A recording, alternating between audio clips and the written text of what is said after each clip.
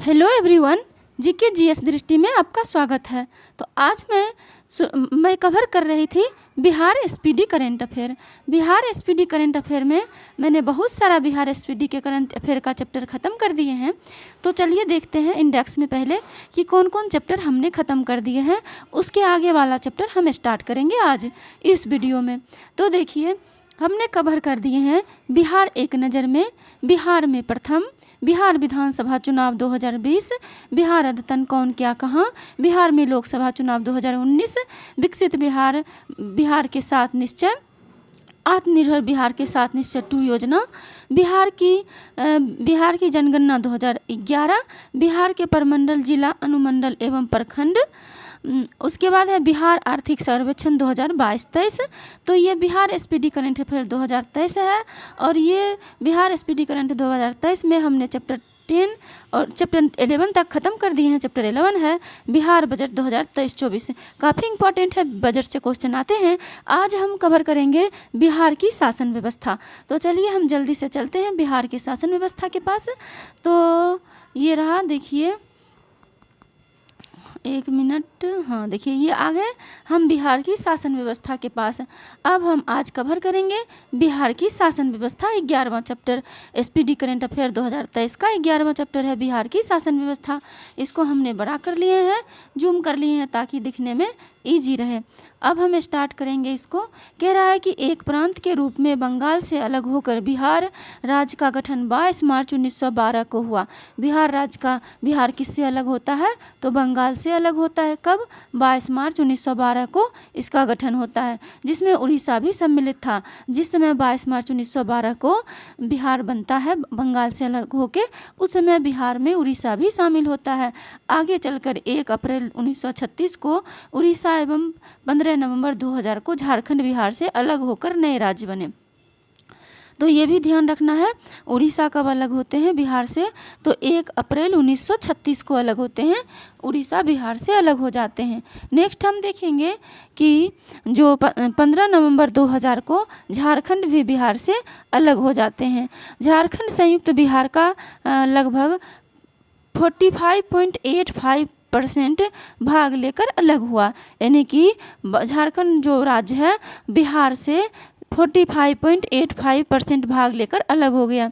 इस विभाजन के परिणाम स्वरूप अब बिहार का स्थान जनसंख्या की दृष्टि से तीसरा, जबकि क्षेत्रफल की दृष्टि से 13वां है। तो ये बहुत इंपॉर्टेंट है। बिहार का जनसंख्या की दृष्टि से कौन सा स्थान है? तो बिहार का जनसंख्या की दृष्टि से स्थान है तीसरा और क्षेत्रफल की दृष्टि से बिहार का स्थान 13वां है। बिहार की शासन व्यवस्था हेतु प्रशासन को 3 भागों में बांटा गया है। बिहार की शासन व्यवस्था हेतु प्रशासन को कितने भागों में बांटा गया है? तो 3 भागों में बांटा गया है। हम देखते हैं कौन कौन भाग बांटा गया है। एक है विधायिका या व्यवस्थापिका, दूसरा है कार्यपालिका, तीसरा है न्यायपालिका। अब हम पहले बिहार का विधायिका या व्यवस्थापिका देखेंगे। तो चलिए स्टार्ट करते हैं विधायिका या व्यवस्थापिका। तो बिहार के जो प्रशासनिक व्यवस्था हम देख रहे हैं, इसमें हम देखेंगे बिहार की विधायिका या व्यवस्थापिका। बिहार के विधायिका का नाम विधानमंडल है। संविधान के अनुच्छेद 168 के अनुसार प्रत्येक राज्य में एक विधानमंडल का गठन किया गया है, जो राज्यपाल, विधानसभा एवं विधान परिषद, यदि विधान परिषद हो तो। बहुत सारे राज्य में विधान परिषद नहीं है, विधान परिषद से मिलकर बनता है। जहाँ विधान परिषद नहीं होगा वहाँ पे राज्यपाल और विधानसभा से मिलके बनेगा। बिहार राज्य में द्विसदनीय विधायिका है। बिहार राज्य में कितने सदन हैं? 2 सदन हैं। पहला है विधानसभा, जिसको हम निम्न सदन कहते हैं। दूसरा है विधान परिषद, जिसको हम उच्च सदन कहते हैं। देखिए, विधानसभा जिसको निम्न सदन कहते हैं, दूसरा है विधान परिषद जिसको उच्च सदन कहते हैं। आगे है बिहार विधानसभा। बिहार, 1 मिनट इसको थोड़ा एडजस्ट। देखिए यहाँ पे आगे है बिहार विधानसभा मतलब बिहार विधानसभा को निम्न सदन भी कहा जाता है। इसमें सदस्यों की कुल संख्या 243 है। नवंबर 2000 में बिहार राज्य पुनर्गठन अधिनियम 2000 के तहत एंग्लो इंडियन की एक सीट झारखंड के पास चली गई। विधानसभा के सदस्यों का कार्यकाल 5 वर्ष का होता है। विधानसभा के सदस्य होने के लिए न्यूनतम आयु सीमा 25 वर्ष निर्धारित की गई है। विधानसभा का सदस्य बहुमत के आधार पर निर्वाचित होता है। हम इसको एक बार फिर से देखते हैं। यहाँ पे कह रहा है कि नवंबर, यहाँ पे 1 मिनट देखिए, यहाँ पे कह रहा है नवंबर 2000 में बिहार राज्य पुनर्गठन अधिनियम 2000 के तहत एंग्लो इंडियन की एक सीट झारखंड के पास चली गई। विधानसभा सदस्यों का कार्यकाल 5 वर्ष होता है। विधानसभा के सदस्य होने के लिए न्यूनतम आयु 25 वर्ष निर्धारित की गई है। ये इम्पोर्टेंट है, पूछा जा सकता है कि विधानसभा के सदस्यों की आयु, विधानसभा का सदस्य बनने के लिए कितनी आयु होनी चाहिए, तो 25 वर्ष आयु होनी चाहिए। आगे है विधानसभा का सदस्य बहुमत के आधार पे, यहाँ देखिए, विधानसभा का सदस्य बहुमत के आधार पे निर्वाचित होता है। अनुच्छेद 178 के अंतर्गत विधानसभा के अध्यक्ष एवं उपाध्यक्ष की नियुक्ति होती है। अनुच्छेद 179 के तहत विधानसभा अध्यक्ष अपना पद उपाध्यक्ष को संबोधित करते हुए त्याग सकता है। कह रहा है अनुच्छेद 179 के तहत विधानसभा अध्यक्ष अपना पद उपाध्यक्ष को संबोधित करते हुए त्याग सकता है। किस अनुच्छेद के अंतर्गत? अनुच्छेद 179 के तहत। और अनुच्छेद 178 में क्या है? अनुच्छेद 178 के अंतर्गत विधानसभा के अध्यक्ष एवं उपाध्यक्ष की नियुक्ति होती है। किस अनुच्छेद के अंतर्गत विधानसभा के अध्यक्ष एवं उपाध्यक्ष की नियुक्ति होती है? तो अनुच्छेद 178 के अंतर्गत। आगे हम देखेंगे बिहार विधानसभा वर्तमान संरचना। बिहार विधानसभा की वर्तमान संरचना क्या है, इसे हम देखेंगे। देखिए, बिहार विधानसभा में कुल सदस्य संख्या है 243, जिसमें 40 सीट आरक्षित है। आगे है अनुसूचित जाति आरक्षित सीटें। अनुसूचित जाति के लिए 38 सीट आरक्षित है। अनुसूचित जाति जनजाति के लिए आरक्षित सीटें हैं 2, कटोरिया या मनहारी। यहाँ पे लिखा हुआ है 2 जो जगह है, एक का नाम है कटोरिया, दूसरा का नाम है मनिहारी। नेक्स्ट है, हम देखेंगे, यहाँ पे देखिए, प्रथम विधानसभा अध्यक्ष स्वतंत्रता पूर्व जो है वो है रामदयालु सिंह। प्रथम विधानसभा अध्यक्ष स्वतंत्रता बाद जो है वो है श्री बिंदेश्वरी प्रसाद वर्मा। आगे हम देखेंगे कि वर्तमान अध्यक्ष कौन है। बिहार विधानसभा के वर्तमान अध्यक्ष जो हैं अवध बिहारी चौधरी हैं। प्रथम नेता प्रतिपक्ष के हैं SK बागे, और वर्तमान नेता प्रतिपक्ष के प्रथम नेता प्रतिपक्ष के जो थे वो बिहार में थे SK बागे, और वर्तमान में नेता प्रतिपक्ष जो हैं बिहार में उनका नाम है विजय कुमार सिन्हा। आगे हम देखेंगे बिहार, चलिए इस पेज पे चलते हैं, इसी का आधा पार्ट यहाँ पे। हाँ, बिहार विधान परिषद। अब हम देखेंगे बिहार विधान परिषद। यहाँ पे देखिए, बिहार विधान परिषद, इसे उच्च सदन भी कहा जाता है। इसमें सदस्यों की कुल संख्या 75 है। बिहार विधान परिषद का गठन संविधान के अनुच्छेद 168 एवं 171 के अंतर्गत किया गया है। विधान परिषद एक अस्थायी सदन है। इसके सदस्यों का कार्यकाल 6 वर्ष का होता है। इसका विघटन नहीं होता है, बल्कि इसके तिहाई सदस्य प्रत्येक दूसरे वर्ष अवकाश ग्रहण कर लेते हैं। मतलब कह रहा है कि विधान परिषद को हम उच्च सदन भी कहते हैं, और विधान परिषद में कुल संख्या सदस्यों की है 75, और विधान परिषद का गठन संविधान के अनुच्छेद 168 एवं 171 के अंतर्गत किया गया है। विधान परिषद एक अस्थायी सदन होता है। जैसे राज्यसभा अस्थायी सदन होता है, वैसे ही विधान परिषद भी अस्थायी सदन होता है, और इसके सदस्यों का कार्यकाल 6 वर्ष होता है। जैसे राज्यसभा के सदस्यों का कार्यकाल 6 वर्ष होता है। इसका विघटन नहीं होता है, और विधान परिषद का विघटन नहीं होता है, बल्कि इसके 1/3 सदस्य प्रत्येक दूसरे वर्ष अवकाश कर लेते हैं। बल्कि इसके 1/3 सदस्य जो हैं प्रत्येक दूसरे वर्ष अवकाश ग्रहण कर लेते हैं। जैसे 9 सदस्य है तो 3 सदस्य को अवकाश मिल जाएगा, 1/3 सदस्य। आगे है कि विधान परिषद के सदस्य होने के लिए न्यूनतम आयु 30 वर्ष होनी चाहिए। यहाँ देखिए, विधान परिषद की सदस्य होने की न्यूनतम आयु 30 वर्ष है, और विधानसभा की कितनी थी? तो विधानसभा की 25 वर्ष थी। आगे कह रहा है कि विधान परिषद के अध्यक्षता उपस्थित सदस्यों द्वारा निर्वाचित सभापति के द्वारा की जाती है। यहाँ पे कह रहा है कि विधान परिषद की अध्यक्षता उपस्थित सदस्यों द्वारा निर्वाचित सभापति के द्वारा की जाती है। अनुच्छेद 169(1) के अनुसार किसी राज्य में विधान परिषद की संरचना या विघटन का अधिकार संसद को है। यानी कि पूछा जाएगा कि अनुच्छेद 169 में क्या है, या फिर जो विधान परिषद की संरचना या विघटन का अधिकार संसद को है, ये किस अनुच्छेद में कही गई है। तो ये अनुच्छेद 169(1) में कही गई है। अनुच्छेद 182 के अंतर्गत यहाँ पे देखिए कह रहा है, अनुच्छेद 182 के अंतर्गत विधान परिषद के सभापति एवं उपसभापति की नियुक्ति होती है। और अनुच्छेद 182 में कहा कि अनुसार ही विधान परिषद के सभापति एवं उपसभापति की नियुक्ति होती है। आगे हम देखेंगे बिहार विधान परिषद वर्तमान संरचना। हमने इससे पहले देख लिए थे बिहार विधानसभा की वर्तमान संरचना। अभी हम देखेंगे बिहार विधान परिषद की वर्तमान संरचना। बिहार विधान परिषद में कुल सदस्य की संख्या 75 है। निर्वाचित सदस्य की संख्या 63 है। मनोनीत सदस्य की संख्या 12 है। आगे है कि मनोनीत सदस्य की संख्या कितना है, 12 है। और महिलाओं सदस्य की संख्या 7 है। विधान परिषद की पहली बैठक 20 जनवरी 1913 को हुई थी। बिहार विधान परिषद की पहली बैठक जो हुई थी 20 जनवरी 1913 को हुई थी। आगे है गणतंत्र भारत में पहली बैठक 16 फरवरी 1950 को हुई थी। यानी कि गणतंत्र भारत में पहली बैठक जो हुई थी वो 16 फरवरी 1950 को हुई थी। आगे कह रहा है प्रथम सभापति स्वतंत्रता पूर्व जो थे बिहार के, वो हैं राजीव रंजन प्रसाद सिंह। और प्रथम सभापति स्वतंत्रता पश्चात जो हैं वो हैं श्यामा प्रसाद सिंह। नेक्स्ट है कि प्रथम महिला सभापति जो हैं बिहार विधान परिषद के प्रथम महिला सभापति राजेश्वरी सरोज दास प्रथम महिला सभापति हैं। वर्तमान सभापति जो हैं वो हैं देवेश चंद्र ठाकुर। वर्तमान सभापति कौन है, देवेश चंद्र ठाकुर। और प्रथम महिला सभापति कौन थी, राजेश्वरी सरोज या दास। आगे है नेता विपक्ष के कौन है, अभी तो सम्राट चौधरी नेता विपक्ष के हैं, सम्राट चौधरी। अब हम देखेंगे बिहार विधान परिषद की दलगत स्थिति, मतलब बिहार विधान परिषद में कितने दल से कितने सदस्य हैं वो देखेंगे हम।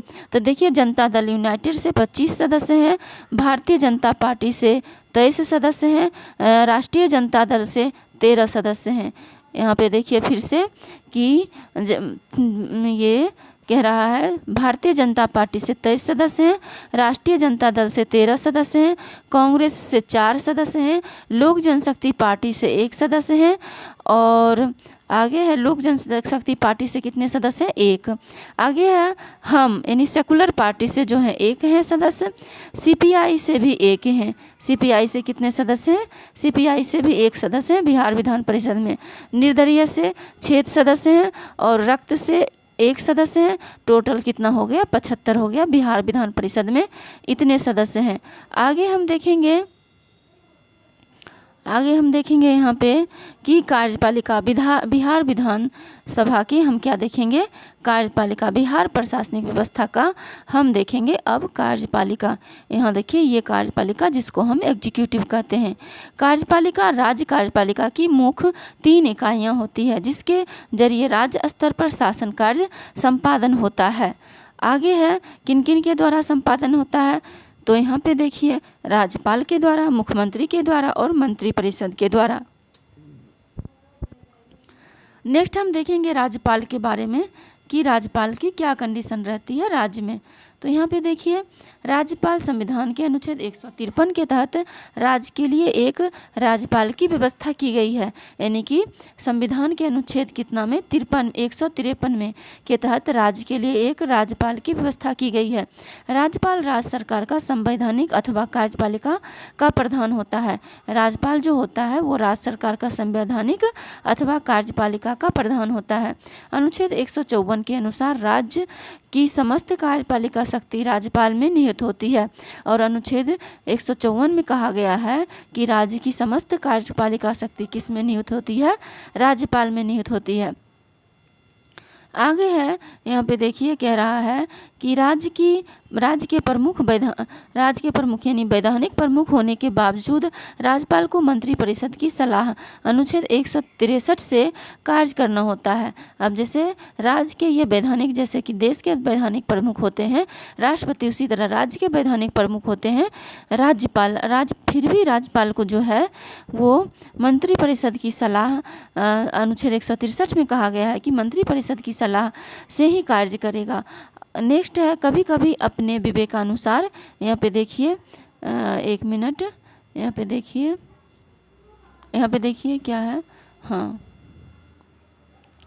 यहाँ पे देखिए कभी कभी अपने विवेकानुसार भी कार्य करता है और राज्यपाल जो है कभी कभी अपने विवेक के अनुसार भी कार्य करता है। राज्यपाल की नियुक्ति प्रधानमंत्री की सिफारिश पर राष्ट्रपति के द्वारा 5 वर्षों के लिए की जाती है और राज्यपाल की जो नियुक्ति है प्रधानमंत्री की सिफारिश पर राष्ट्रपति के द्वारा कितने वर्षों के लिए की जाती है? 5 वर्षों के लिए। राज्यपाल बनने के लिए न्यूनतम आयु सीमा 35 वर्ष निर्धारित की गई है और राज्यपाल बनने के लिए न्यूनतम आयु सीमा कितने वर्ष निर्धारित की गई है? 35 वर्ष निर्धारित की गई है। आगे है राज्यपाल केंद्र तथा राज्य सरकार के बीच कड़ी का काम करता है। यहाँ पे देखिए राज्यपाल जो है केंद्र तथा राज्य सरकार के बीच कड़ी का काम करता है। केंद्रीय विश्वविद्यालय को छोड़कर वो राज्य के सभी विश्वविद्यालय के कुलाधिपति भी होता है। यहाँ पे देखिए कि केंद्रीय विश्वविद्यालय के छोड़कर वो राज्य के सभी विश्वविद्यालय का क्या होता है? कुल अधिपति होता है, चांसलर होता है। वो कौन? राज्यपाल। तो ये भी इम्पोर्टेंट है कि विद्यालय का चांसलर कौन होता है? सिर्फ केंद्रीय विश्वविद्यालय को छोड़ करके राज्य के सभी विश्वविद्यालय का कुल अधिपति कौन होता है? राज्य का राज्यपाल होता है। आगे हम देखेंगे राज्यपाल की शक्तियाँ एवं कार्य। यहाँ पे देखिए राज्यपाल की शक्तियाँ एवं कार्य। तो ये रहा मुख्यमंत्री, मंत्रियों, महाधिवक्ता, लोक सेवा आयोग के अध्यक्ष एवं सदस्यों, राज्य के बड़े बड़े अधिकारियों की नियुक्ति करता है। राज्यपाल जो है किसकी नियुक्ति करता है? मुख्यमंत्री की, उसके बाद मंत्रियों की, महाधिवक्ता की, लोक सेवा आयोग के अध्यक्ष एवं सदस्यों की, राज्य के बड़े बड़े अधिकारियों की नियुक्ति करता है। तो देखिए राज्यपाल कितने काम कर रहे हैं? मुख्यमंत्री की नियुक्ति करता है, मंत्री की, महाधिवक्ता की, लोक सेवा आयोग के अध्यक्ष की एवं सदस्यों के, राज्य के बड़े बड़े अधिकारियों की नियुक्ति करता है। विधानसभा में आंग्ल भारतीय समुदाय के एक सदस्य को मनोनयन करता है। इतना ही नहीं, राज्यपाल जो है यहाँ पे देखिए कह रहा है विधानसभा में आंग्ल भारतीय समुदाय के एक सदस्यों का मनोनयन राज्यपाल करता है। किस अनुच्छेद के तहत? अनुच्छेद 333 के तहत। आगे है विधानमंडल की बैठक बुला सकता है। यहाँ पे देखिए विधानमंडल की बैठक बुला सकता है, स्थगित कर सकता है तथा इसकी अवधि बढ़ा सकता है, विधानसभा को भंग कर सकता है। क्या क्या कर सकता है? तो ये राज्यपाल विधानमंडल की बैठक बुला सकता है, उसको स्थगित कर सकता है तथा इसकी अवधि भी बढ़ा सकता है, विधानसभा को भंग भी कर सकता है। आगे अध्यादेश जारी कर सकता है। इतना ही नहीं, राज्यपाल अध्यादेश भी जारी कर सकता है। अनुच्छेद 213 के तहत ये बात कही गई है कि राज्यपाल अध्यादेश जारी कर सकते हैं। अध्यादेश की जो वैल्यू होती है वो कानून के जैसे ही वैल्यू होती है। नेक्स्ट है कि राज्यपाल की पूर्व स्वीकृति से ही विधानसभा में वित्त विधेयक प्रस्तुत किया जा सकता है। अनुच्छेद 202 में कहा गया है, यानी कि अनुच्छेद 202 में क्या कहा गया है कि राज्यपाल की पूर्व स्वीकृति से ही विधानसभा में वित्त विधेयक प्रस्तुत किया जा सकता है। अनुच्छेद 202 में ये बातें कही गई है। नेक्स्ट है कि किसी व्यक्ति के दंड को क्षमादान एवं निलंबन कर सकता है। राज्यपाल जो है किसी व्यक्ति के दंड को क्षमादान एवं निलंबन भी कर सकता है। उच्च न्यायालय में न्यायाधीशों की नियुक्ति हेतु राष्ट्रपति को परामर्श देता है। अनुच्छेद 217 के तहत। इतना ही नहीं, राज्यपाल जो है उच्च न्यायालय में न्यायाधीशों की नियुक्ति हेतु राष्ट्रपति को परामर्श देता है। किस अनुच्छेद के तहत? अनुच्छेद 217 के तहत। नेक्स्ट है भारत शासन अधिनियम 1919।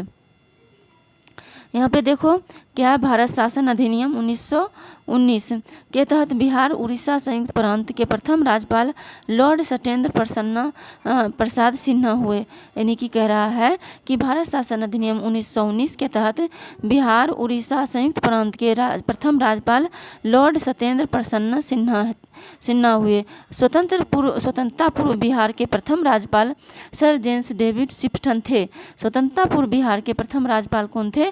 Sir James David Shifton. ये कई बार पूछा गया, फिर पूछा जा सकता है।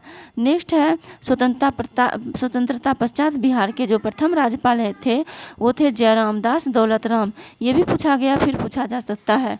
बिहार के प्रथम कार्यवाहक राज्यपाल जो थे वो थे उज्ज्वल नारायण सिन्हा। बिहार के प्रथम कार्यवाहक राज्यपाल जो थे वो थे उज्ज्वल नारायण सिन्हा। नेक्स्ट है बिहार में अब तक 8 बार राष्ट्रपति शासन लग चुका है। बिहार में अब तक कितने बार राष्ट्रपति शासन लग चुका है? 8 बार राष्ट्रपति शासन लग चुका है। बिहार में पहली बार राष्ट्रपति शासन 1968 से 69, 28 जून 1968 से 26 फरवरी 1968 तक में कुल 242 दिनों के लिए लगा था। यानी कि कहा जा रहा है बिहार में पहली बार राष्ट्रपति शासन 1968 से 69, यानी कि 28 जून 1968 से मतलब कि बिहार में 1968 से 26 फरवरी 1968 तक, यानी कि बिहार में पहली बार राष्ट्रपति शासन जो लगा है वो कब लगा था? 1968 में। 1968 से 69 तक लगा था। और ये कब लगा था? 28 जून 1968 से 26 फरवरी 1968 तक। नेक्स्ट है तक में कुल 242 दिनों के लिए लगा था। बिहार में सर्वप्रथम राष्ट्रपति शासन के समय राज्यपाल नित्यानंद कानूनगो एवं मुख्यमंत्री भोला पासवान शास्त्री थे। यानी कि सबसे पहले तो ये ध्यान रखिएगा बिहार में अब तक 8 बार राष्ट्रपति शासन लगा है। और ये दूसरा ये ध्यान रखिएगा कि बिहार में सर्वप्रथम राष्ट्रपति शासन के समय राज्यपाल जो थे वो नित्यानंद कानूनगो एवं मुख्यमंत्री जो थे वो भोला पासवान शास्त्री थे। नेक्स्ट चलिए हम कार्यपालिका में और देख लेते हैं। ये रहा। अब देखेंगे मुख्यमंत्री के बारे में। हमने राज्यपाल के बारे में देख लिया, अब किन के बारे में देखेंगे? मुख्यमंत्री के बारे में। मुख्यमंत्री ही राज्य की कार्यपालिका वास्तविक प्रधान होती है।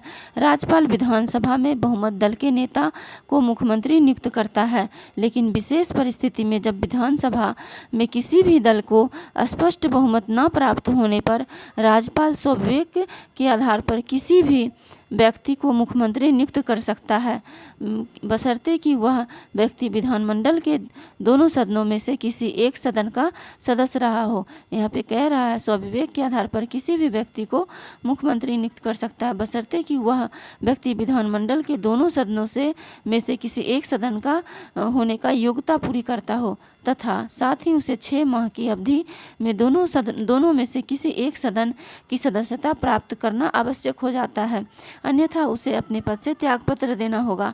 मुख्यमंत्री का कार्यकाल सामान्यतः 5 वर्षों का होता है। मुख्यमंत्री का कार्यकाल राज्यपाल का कार्यकाल 6 साल का होता है और मुख्यमंत्री का कार्यकाल जो होता है वो 5 साल के लिए होता है। नेक्स्ट है, यहाँ पे देख लिए स्पष्ट लिखा है उसे अपने पद से त्याग। मुख्यमंत्री का कार्यकाल 5 वर्षों का होता है। आगे देखेंगे हम मुख्यमंत्री की शक्तियाँ। आगे हम क्या देखेंगे? यहाँ पे देखिए मुख्यमंत्री की शक्तियाँ। ये देखिए शासन व्यवस्था को समुचित आधार प्रदान करने हेतु राज्यपाल को परामर्श देना, यानी कि शासन व्यवस्था को समुचित आधार प्रदान करने हेतु राज्यपाल को क्या करना है? परामर्श देना है। मंत्रिपरिषद में मंत्रियों की नियुक्ति हेतु राज्यपाल को सिफारिश करना। इतना ही नहीं, मंत्रिपरिषद में मंत्रियों की नियुक्ति हेतु किसको सिफारिश करना है? तो राज्यपाल को सिफारिश करना है। नेक्स्ट है, आगे हम देखेंगे राज्य कार्य हेतु विभिन्न प्रकार की प्रशासनिक नियुक्तियों में राज्यपाल को परामर्श देना। यहाँ पे देखिए पहले तो है मंत्रिपरिषद में नियुक्ति हेतु राज्यपाल को सिफारिश करना। राज्य कार्य हेतु विभिन्न प्रकार के प्रशासनिक नियुक्तियों में राज्यपाल को परामर्श देना। मुख्यमंत्री की पदच्युति, मुख्यमंत्री को पद से कैसे हटाया जाता है? तो यहाँ पे देखिए कह रहा विधानसभा में अल्पमत की स्थिति में, यानी कि विधानसभा में उनकी अल्पमत हो गई है, वैसे कंडीशन में हटा दिया जाएगा। राज्य में राष्ट्रपति शासन अनुच्छेद 356 लागू होने की स्थिति में, यानी कि राज्य में राष्ट्रपति शासन लागू होने वाला था 356 लागू होने की स्थिति में, यानी कि राज्य में अगर राष्ट्रपति शासन लागू है तो मुख्यमंत्री को पद से हटाया जा सकता है।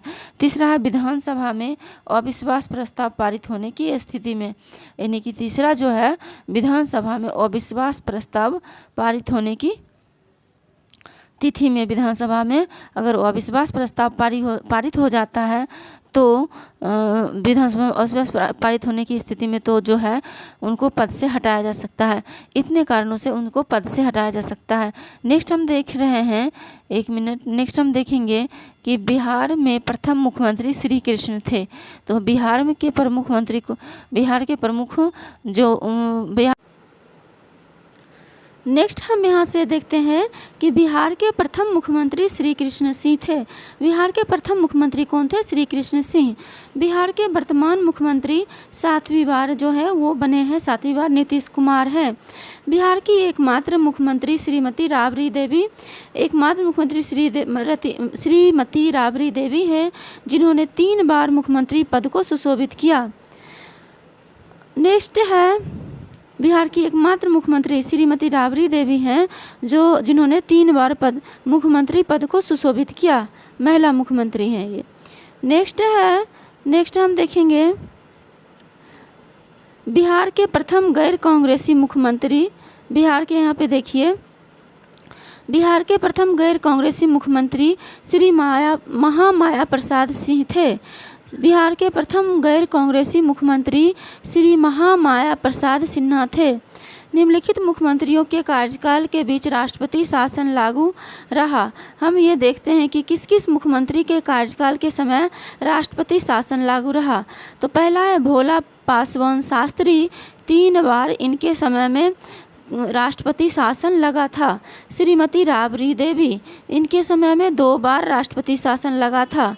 आगे है जगन्नाथ मिश्रा, उसके बाद राम सुंदर दास और लालू प्रसाद यादव, इन सब जब मुख्यमंत्री थे तो बिहार में राष्ट्रपति शासन लगा था। नेक्स्ट हम देखेंगे मंत्रिपरिषद। यहाँ पे देखिए मंत्रिपरिषद, भारतीय संविधान के अनुच्छेद 164 के तहत प्रत्येक राज्य में राज्यपाल की सहायता हेतु एक मंत्रिपरिषद का गठन किया जाता है जिसका प्रधान मुख्यमंत्री होता है। 91वां संविधान संशोधन 2003 के तहत प्रत्येक राज्य में मुख्यमंत्री सहित उस राज्य की विधानसभा की कुल सदस्य संख्या 15% से अधिक सदस्य मंत्रिपरिषद में नहीं हो सकती। यहाँ पे देखिए क्या कह रहा है कि मंत्रिपरिषद जो है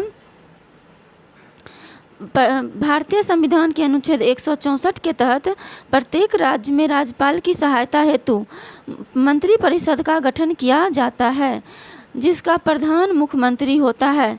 91वां संविधान संशोधन 2003 के तहत प्रत्येक राज्य में मुख्यमंत्री सहित उस राज्य की विधानसभा के कुल सदस्य संख्या 15% से अधिक सदस्य मंत्रिपरिषद में नहीं हो सकती।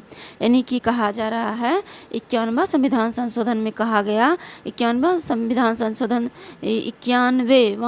संशोधन 2003 में कहा गया कि जितना अगर विधानसभा होगा उसका मात्र 15% ही जो होगा ये मंत्रिपरिषद, 15% से अधिक मंत्रिपरिषद नहीं हो सकती। अगर टोटल विधानसभा का सपोज कीजिए 500 सदस्य है, ठीक है, सपोज करते हैं, और इसका 500 का 15% निकाल के बताइए कितना होगा।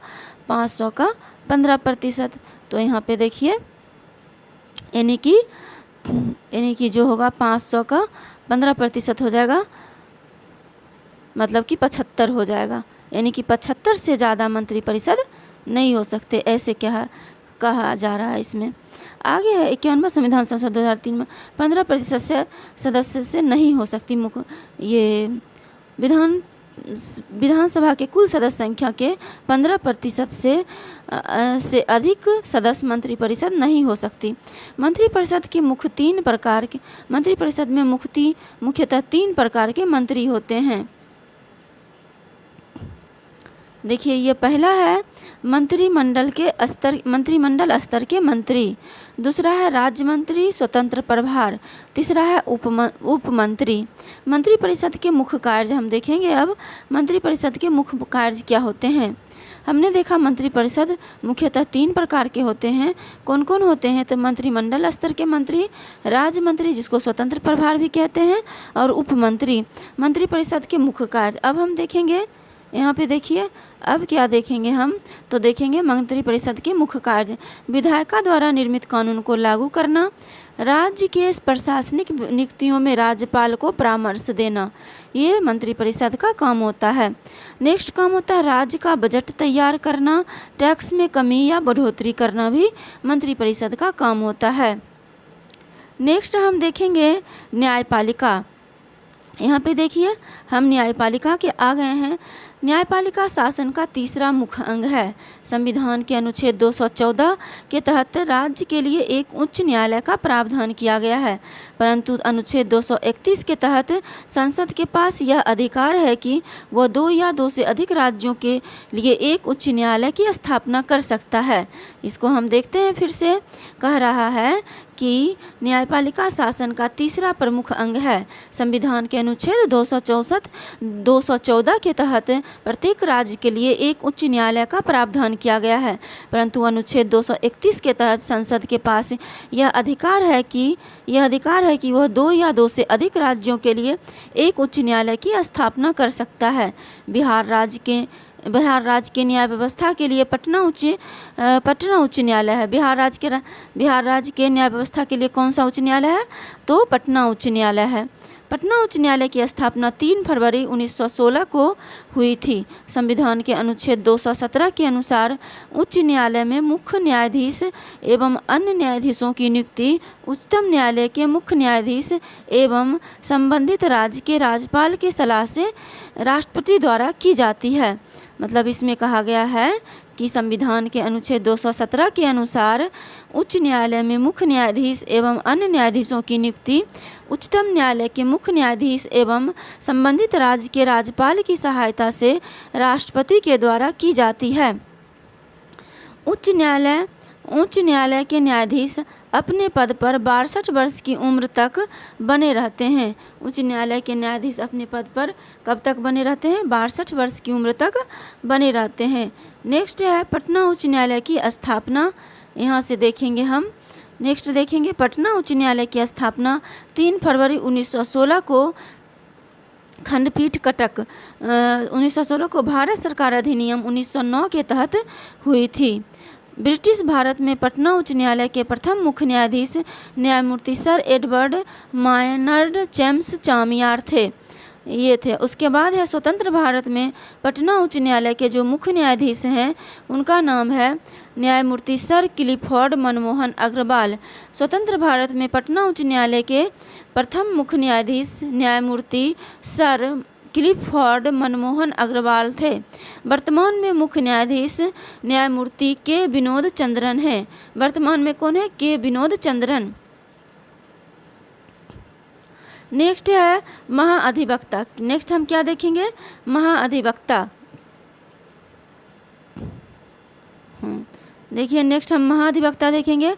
भारतीय संविधान के अनुच्छेद 165 के अनुसार राज्यपाल ऐसे किसी भी व्यक्ति को उच्च न्यायालय का न्यायाधीश होने की योग्यता रखता है राज्य का महाधिवक्ता नियुक्त करता है।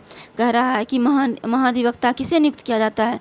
जो उच्च न्यायालय की न्यायाधीश बनने की योग्यता रखता है उसे राज्यपाल महाधिवक्ता नियुक्त कर सकता है। यह राज्य का उच्चतम विधि अधिकारी होता है और महाधिवक्ता जो होता है वो राज्य का उच्चतम विधि अधिकारी होता है।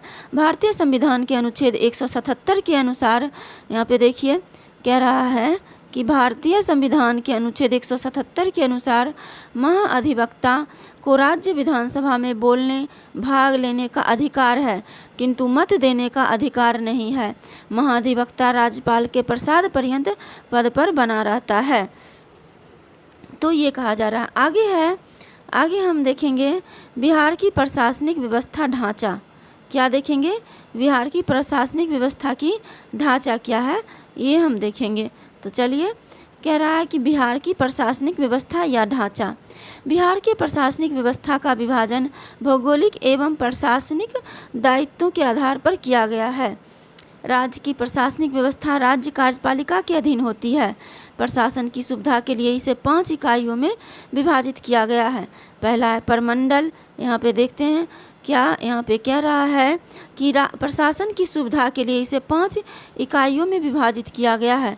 पहला है परमंडल, दूसरा है जिला यानी मंडल, तीसरा है अनुमंडल, चौथा है प्रखंड, पांचवा है ग्राम पंचायत। आगे देखते हैं राज्य के इन सभी प्रशासनिक इकाइयों का संचालन एवं उनके बीच समन्वय करने के लिए सचिवालय का गठन किया गया है। सचिवालय राज्य का नेक्स्ट हम देखेंगे सचिवालय राज्य प्रशासन का प्रधान केंद्रीय प्रशासनिक निकाय है। यहाँ पर देखिए सचिवालय राज्य प्रशासन का प्रधान केंद्रीय प्रशासनिक निकाय है। सचिवालय मुख्यमंत्री एवं मंत्रिमंडल के नीचे आता है, जो राज्य प्रशासन की शीर्ष संस्था है। वर्तमान में इसके अंतर्गत 44 विभाग हैं। सचिवालय का प्रधान सचिव होता है, जो भारतीय प्रशासनिक सेवा का सदस्य होता है। सचिवालय का प्रधान सचिव होता है, जो भारतीय प्रशासनिक सेवा का सदस्य होता है। सचिवालय का मुख्य कार्य नीति निर्धारण, निर्देशन एवं क्रियान्वयन है। बिहार में सचिवालय का गठन 1912 में किया गया था। बिहार में सचिवालय का गठन कब किया गया था? 1912 में किया गया था, याद रखिएगा। नेक्स्ट हम यहाँ से देखेंगे परमंडल। नेक्स्ट देखेंगे हम क्या परमंडल, जिसको डिवीजन बोलते हैं। परमंडल डिवीजन कई मंडल या जिलों को मिलाकर एक परमंडल बनता है। इसका सबसे उच्च अधिकारी आयुक्त कमिश्नर होता है और उनकी सहायता हेतु अनेक अपर आयुक्त तथा अन्य अधिकारी होते हैं। बिहार में 9 परमंडल है। कोसी, दरभंगा, तिरहुत, सारण, भागलपुर, मगध, पटना, पूर्णिया, मुंगेर। बिहार में 9 परमंडल हैं। कोसी परमंडल के बारे में हम थोड़ा सा देखते हैं। कोसी परमंडल बिहार राज्य के उत्तरी पूर्वी भाग में कोसी परमंडल है। मधेपुरा, सहरसा, सुपौल इस परमंडल के प्रमुख जिले हैं। इस परमंडल का मुख्यालय सहरसा में है। दरभंगा परमंडल कोसी परमंडल के, यहाँ पे देखिए अब आते हैं दरभंगा परमंडल में। कोसी परमंडल के पश्चिम में और तिरहुत परमंडल के पूर्व में दरभंगा परमंडल स्थित है। इसके अंतर्गत दरभंगा, मधुबनी और समस्तीपुर 4 जिले सम्मिलित हैं। इस परमंडल का मुख्यालय दरभंगा में है। तिरहुत परमंडल सारण परमंडल के पूर्व और दरभंगा परमंडल के पश्चिम में तिरहुत परमंडल स्थित है। इस परमंडल में मुजफ्फरपुर, वैशाली, सीतामढ़ी, शिवहर, पूर्वी चंपारण, पश्चिमी चंपारण जिले शामिल हैं। इस परमंडल का मुख्यालय मुजफ्फरपुर में है। नेक्स्ट है सारण परमंडल। यहाँ पे देखिए सारण परमंडल बिहार के उत्तर पश्चिमी व तिरहुत परमंडल के दक्षिण पश्चिम में सारण परमंडल स्थित है। इसके अंतर्गत सारण, सिवान, गोपालगंज जिले शामिल हैं। इसका मुख्यालय छपरा में है। इसका मुख्यालय कहाँ है? छपरा में है। नेक्स्ट हम देखेंगे भागलपुर परमंडल। यहाँ पे देखिए भागलपुर परमंडल के अंतर्गत भागलपुर और बांका जिले शामिल है। इसका मुख्यालय भागलपुर में है। नेक्स्ट है मगध परमंडल। यहाँ पे देखिए मगध परमंडल इस परमंडल में गया, नवादा, औरंगाबाद, जहानाबाद और अरवल जिले सम्मिलित हैं। इसका मुख्यालय गया में है। नेक्स्ट है पटना परमंडल। यहाँ पे देखिए पटना परमंडल ये रहा। इस परमंडल के अंतर्गत पटना, नालंदा, रोहतास, सासाराम, भोजपुर, कैमूर, बक्सर जिले सम्मिलित हैं। इसका मुख्यालय पटना में है। नेक्स्ट हम देखेंगे पूर्णिया परमंडल। यहाँ पे देखिए पूर्णिया परमंडल इसके अंतर्गत पूर्णिया, अररिया, किशनगंज और कटिहार जिले शामिल है। इसका मुख्यालय पूर्णिया में है। मुंगेर परमंडल के अंतर्गत मुंगेर, लखीसराय, शेखपुरा, जमुई, खगड़िया, बेगूसराय जिले शामिल हैं। इसका मुख्यालय मुंगेर है। आगे हम देखेंगे यहाँ पे देखिए जिला क्षेत्रीय प्रशासन की सबसे महत्वपूर्ण इकाई है। कई अनुमंडलों से मिलकर एक जिला या मंडल बनता है। जिला का प्रमुख, यहाँ पे देखिए जिला का प्रमुख सबसे बड़ा अधिकारी कलेक्टर या जिलाधिकारी डिस्ट्रिक्ट मजिस्ट्रेट डीएम होता है। वर्तमान बिहार में 38 जिले हैं। वर्तमान बिहार में कितने ज़िले हैं? तो यहाँ पे देखिए वर्तमान बिहार में 38 ज़िले हैं। 38वां नवनिर्मित जिला अरवल है, जो मगध प्रमंडल के अंतर्गत आता है। 38वां जिला कौन है? अरवल, जो किस प्रमंडल के अंतर्गत आता है? मगध प्रमंडल के अंतर्गत। आगे हम देखेंगे अनुमंडल। अनुमंडल जिसको बोलते हैं सब डिवीज़न। कई प्रखंडों को मिलाकर एक अनुमंडल बनाया जाता है। अनुमंडल का सबसे बड़ा अधिकारी अनुमंडलीय पदाधिकारी सब डिविजनल मजिस्ट्रेट एसडीएम होता है। इस पर प्रखंडों के सर्किल ऑफिसर पर नियंत्रण एवं निगरानी का दायित्व होता है। यानी अनुमंडलीय जो पदाधिकारी होता है उन पर प्रखंडों के सर्किल ऑफिसर पर नियंत्रण एवं निगरानी का दायित्व होता है। अनुमंडल पदाधिकारी का मुख्य कार्य कानून व्यवस्था बनाए रखना, पुलिस नियंत्रण के साथ साथ अनुमंडल में केंद्र, राज्य और जिलों से आने वाले विशेष व्यक्तियों की सुरक्षा का प्रबंध करना है। यहाँ पे देखिए कह रहा है अनुमंडल का मुख्य कार्य क्या होता है। अनुमंडल पदाधिकारी का मुख्य कार्य कानून व्यवस्था बनाए रखना, पुलिस पर नियंत्रण के साथ साथ अनुमंडल में केंद्र या राज्य या जिलों में आने वाले विशेष व्यक्तियों की सुरक्षा का प्रबंध करना होता है। अनुमंडल पदाधिकारी का मुख्य कार्य कानून व्यवस्था बनाए रखना, पुलिस पर नियंत्रण के साथ साथ अनुमंडल में केंद्र, राज्य या जिलों से आने वाले विशेष व्यक्तियों की सुरक्षा का प्रबंध करना होता है। वर्तमान में बिहार में अनुमंडलों की संख्या 101 है। बिहार में अनुमंडल की संख्या कितना है? 101 है। नेक्स्ट देखेंगे प्रखंड या अंचल। प्रखंड या क्या देखेंगे? अंचल। हाँ, तो चलिए हम देख लेते हैं प्रखंड या अंचल क्या होता है। तो प्रखंड या अंचल जिसको हम ब्लॉक कहते हैं, कई गांवों को मिलाकर एक प्रखंड बनता है जिसमें कई ग्राम पंचायत होती है। प्रखंड का प्रधान प्रखंड विकास पदाधिकारी बीडीओ होता है, जो प्रखंड के भौगोलिक क्षेत्र के कल्याण एवं विकासात्मक कार्यों का देखभाल करता है। अंचलाधिकारी सीओ का मुख्य कार्य भू राजस्व वसूली, भू कार्य तथा सरकारी एवं अधिकृत भूमि की देखरेख करना होता है। वर्तमान में बिहार में 534 प्रखंड हैं।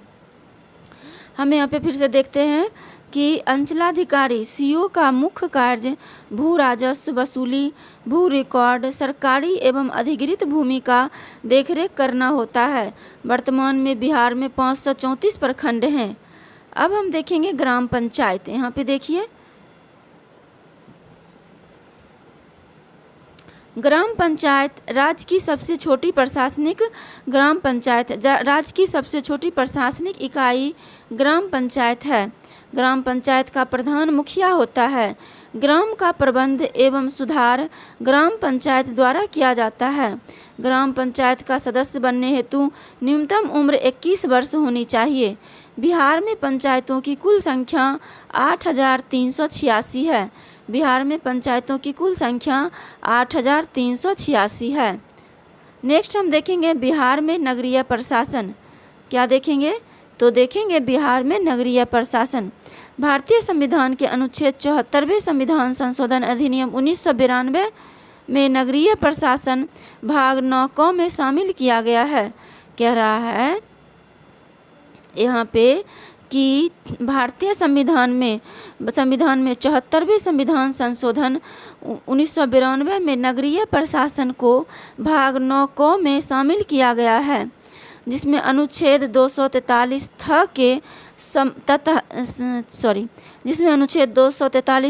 के तहत समानतः 3 प्रकार के नगरपालिकाओं का होना सुनिश्चित किया गया है। कितने प्रकार का? 3 प्रकार का नगरपालिकाओं का होना सुनिश्चित किया गया है। ये कौन कौन है? तो हम ये तीनों देख लेते हैं। 3 प्रकार के नगरपालिका जो हैं, पहला है नगर निगम, बड़े नगरीय क्षेत्र को कहते हैं। दूसरा है नगर परिषद, बड़े नगरीय क्षेत्र हेतु। तीसरा है नगर पंचायत, ग्रामीण से नगर स्तर में परिवर्तन वाला क्षेत्र है ये नगर पंचायत। आगे है कि नगर पालिका का गठन सामान्यतः 20,000 से अधिक जनसंख्या वाले नगरों में की जाती है। यहाँ देखिए नगर पालिका का गठन सामान्यतः 20,000 से अधिक जनसंख्या वाले नगरों में की जाती है। वर्तमान में बिहार में 19 नगर निगम हैं। नगर निगम अस्थायी समिति होता है जिसका प्रमुख महापौर होता है। नगर निगम अस्थायी समिति होता है, यहाँ पे देखिए समिति होता है जिसका मुख्य महापौर होता है। नगर पंचायत के विभिन्न अंगों के रूप में नगर अध्यक्ष एवं नगर कार्यपालक पदाधिकारी होते हैं। नगर पंचायत के विभिन्न अंगों के रूप में नगर अध्यक्ष एवं नगर कार्यपालक पदाधिकारी होते हैं। नेक्स्ट है नगरीय प्रशासन हेतु नगर निगम। यहाँ पे देखिए नगरीय प्रशासन हेतु नगर निगम। नगर परिषद एवं नगर पंचायत का मुख्य कार्य अपने अपने स्तर पर केंद्र सरकार एवं राज्य सरकार द्वारा निर्देशित कार्यों का संचालन करना होता है। नेक्स्ट है नगर, यहाँ पे देखिए नगर प्रशासन हेतु नगर निगम। यहाँ पे देखिए नगर निगम, नगर परिषद एवं नगर पंचायत का मुख्य कार्य अपने अपने स्तर पर केंद्र सरकार एवं राज्य सरकार द्वारा निर्देशित कार्यों का संचालन करना होता है।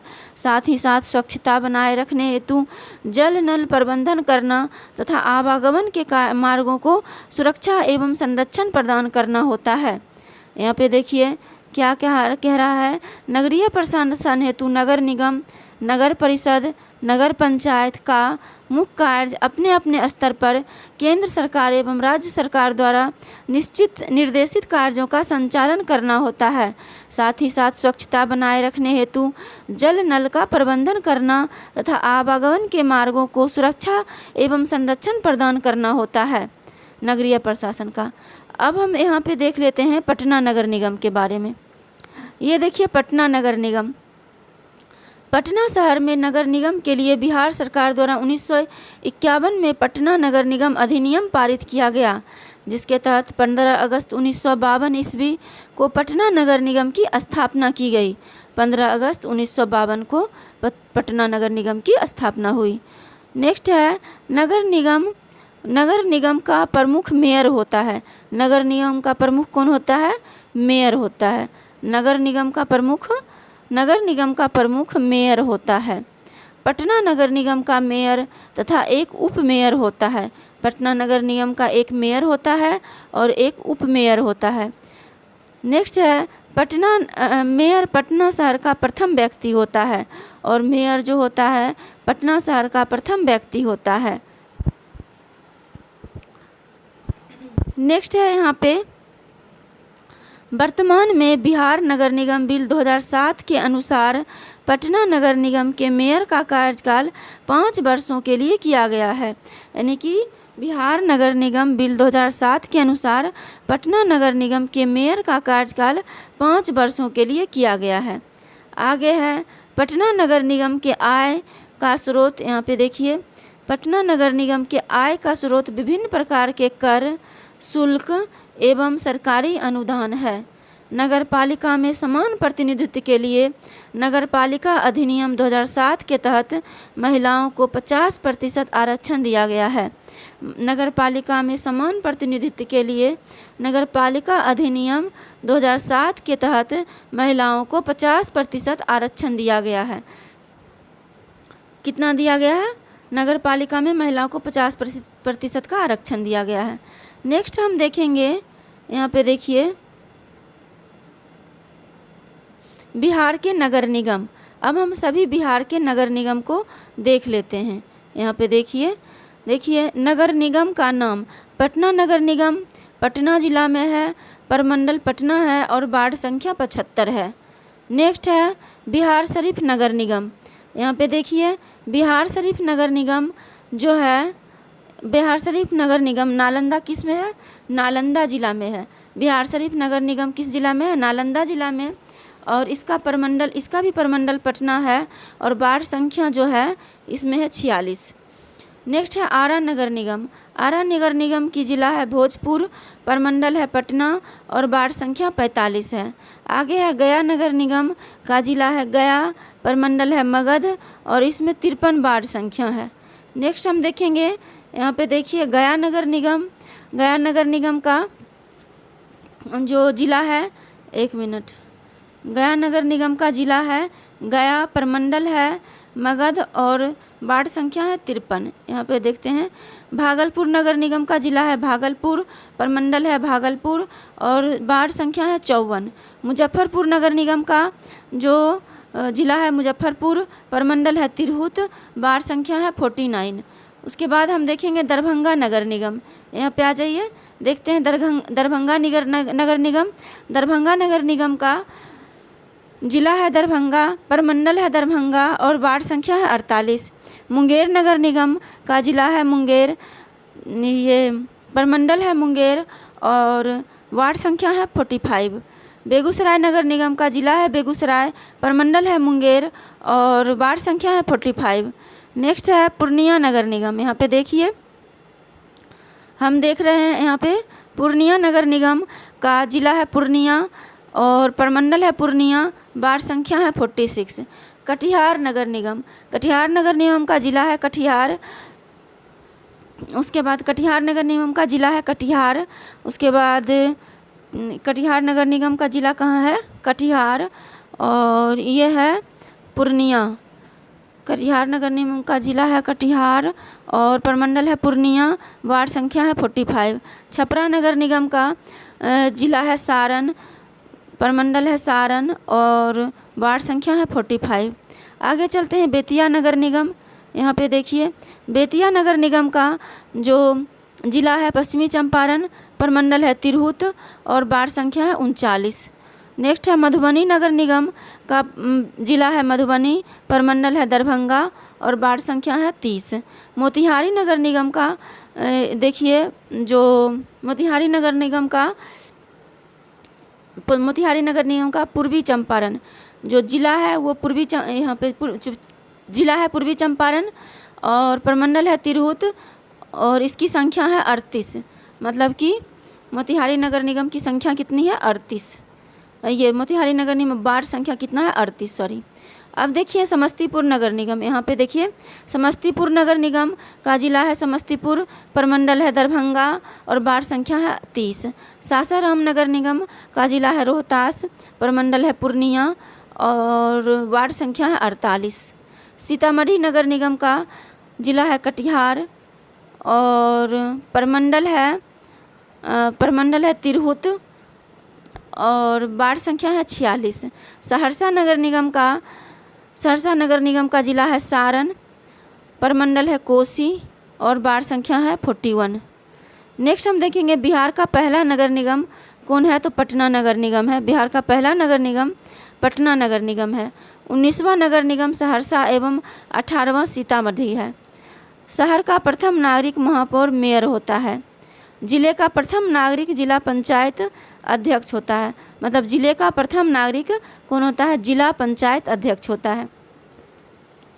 अब हम देख लेते हैं बिहार में राष्ट्रपति शासन के बारे में। क्या देखेंगे, बिहार में राष्ट्रपति शासन के बारे में देख लेते हैं। यहाँ देखिए, बिहार में राष्ट्रपति शासन कब कब रहा और किन के समय में रहा। तो देखिए, बिहार में राष्ट्रपति शासन जो लगा था 1968 से 1969 तक लगा। उसमें मुख्यमंत्री थे भोला पासवान शास्त्री और राज्यपाल थे नित्यानंद कानूनगो। नेक्स्ट देखेंगे, फिर लगा था 1969 से 1970 तक।